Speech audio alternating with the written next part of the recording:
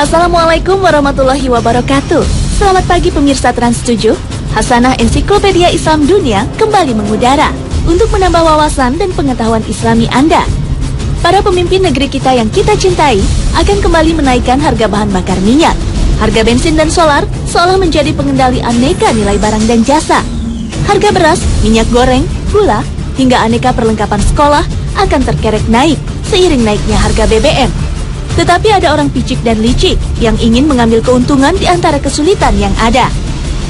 Beberapa orang yang memiliki kekuatan uang dan modal justru berusaha memperkaya diri sendiri dengan cara menimbun bahan bakar minyak yang bersubsidi, seperti yang terjadi di Mamuju Utara, Sulawesi Barat. Mereka menutup mata dan hati bahwa tiap tetes BBM bersubsidi sejatinya diperuntukkan bagi rakyat miskin. Namun yang terjadi malah sebaliknya. Kaum kaya justru ingin menimbun harta sebanyak-banyaknya dengan cara merampas hak kaum miskin dan papa. Padahal bukankah kekayaan mereka itu adalah bagian dari amanah Allah Subhanahu wa Ta'ala yang Maha Pengasih lagi Maha Pemurah.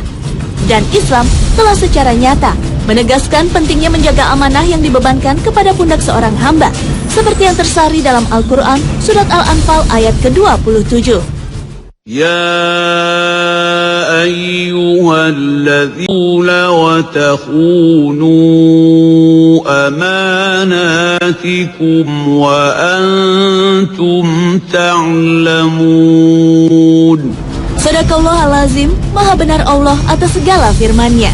Penimbunan yang dilakukan oleh segelintir orang pada akhirnya membuat para nelayan tak kebagian jatah solar.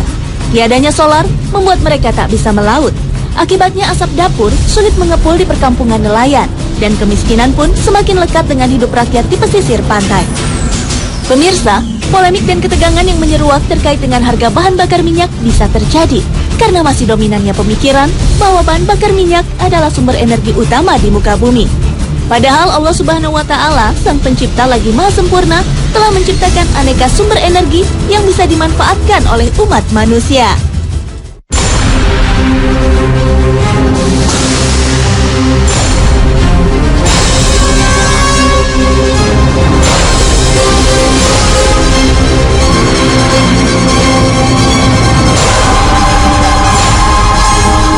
Krisis energi yang mulai kita rasakan saat ini, seperti pemadaman bergilir yang dilakukan PLN, adalah dampak dari semakin menipisnya ketersediaan sumber energi utama seperti minyak bumi. Pencarian energi terbarukan mulai dilakukan demi memenuhi kebutuhan manusia akan energi. Mampukah manusia menjaga bumi yang Allah Subhanahu wa Ta'ala titipkan ini tanpa membuat lagi kerusakan? Assalamualaikum pemirsa Hasanah Ensiklopedia Islam Dunia. Pagi ini kami hadir kembali dengan serangkaian informasi untuk Anda. Energi adalah bagian yang tak terpisahkan dari kehidupan manusia. Sumber energi diciptakan Allah Subhanahu wa Ta'ala melalui berbagai macam bentuk.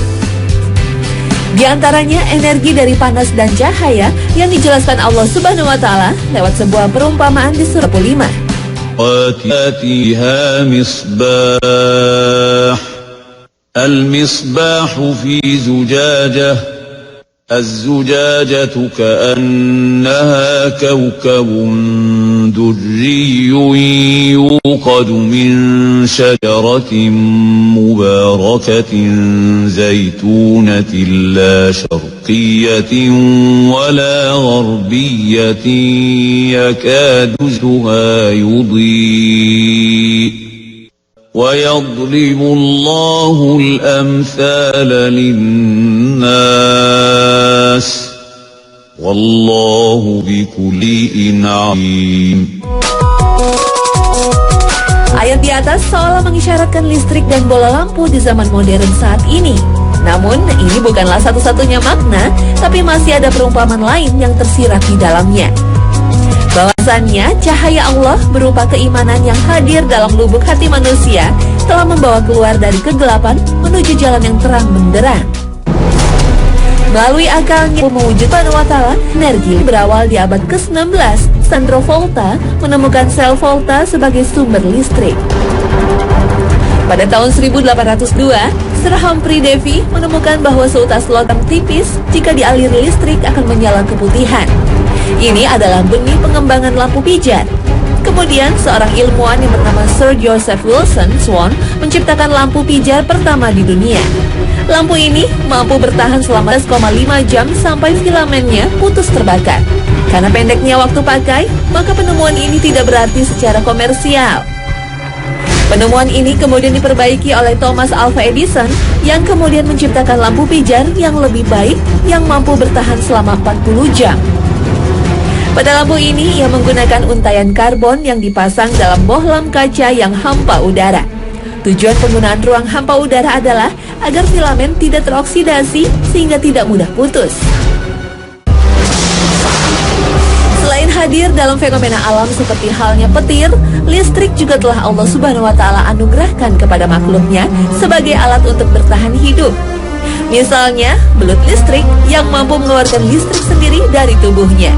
Di bagian ekor belut listrik terdapat baterai-baterai kecil berupa lempengan-lempengan yang horizontal dan vertikal. Dan ujung kepala bertindak sebagai kutub negatif. Belut listrik dapat mengatur dalam tubuhnya untuk mendapat tegangan listrik kecil maupun besar. Untuk navigasi, belut listrik hanya membutuhkan tegangan listrik yang kecil. Tetapi ketika berhadapan dengan musuh atau mangsanya, belut listrik akan memberikan tegangan semaksimal mungkin melalui kepala dan ekornya yang ditempelkan pada tubuh musuh atau mangsanya itu. Sebenarnya dalam tubuh manusia juga mampu menghasilkan listrik. Tubuh manusia mengandung sistem kelistrikan, mulai dari mekanisme otak, jantung, ginjal, paru-paru, sistem pencernaan, sistem hormonal, otot-otot, dan berbagai jaringan lainnya. Semuanya bekerja berdasar sistem kelistrikan. Karena itu, kita bisa mengukur tegangan listrik di bagian tubuh manapun yang kita mau.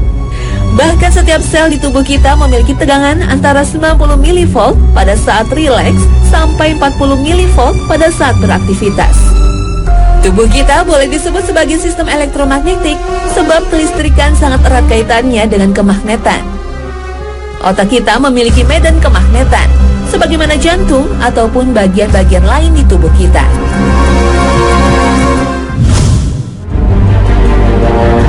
Kemajuan teknologi yang mempermudah cara hidup manusia berimbas pada semakin tingginya kebutuhan manusia akan energi.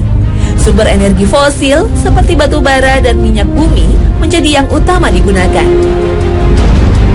Sejak terjadinya revolusi industri di Inggris tahun 1764 yang diawali penemuan mesin uap oleh James Watt dengan memanfaatkan batu bara, konsumsi manusia terhadap sumber energi fosil semakin meningkat. Eksplorasi pencarian minyak bumi diawali pada abad ke-19. Edwin Laurentine Drake mengebor sumur di tengah kawasan pertanian di barat laut Pennsylvania. Sumber minyak pertama ini kemudian dikenal dengan nama The Drake Well, dan keberhasilan pengeboran minyak pertama ini memulai eksplorasi minyak di seluruh dunia. Minyak mentah atau minyak bumi terbentuk akibat adanya pencampuran dari berbagai hidrokarbon dengan mineral seperti sulfur dalam tekanan yang ekstrim. Saat ini telah diketahui bahwa sebagian besar minyak mentah ini berasal dari bahan-bahan organik, seperti binatang-binatang kecil dan tumbuh-tumbuhan yang mati dan terkubur di dasar laut jutaan tahun yang lalu, melalui proses peruraian dan pencampuran dengan pasir dan lumpur ditambah dengan tekanan yang tinggi. Walaupun fakta tentang pembentukan minyak dari bahan organik ini baru diketahui saat ini, namun ternyata hal ini telah disebutkan di dalam Al-Quran surat Al-A'la ayat 1 hingga 5. سبح اسم ربك الأعلى والذي قدر فهدى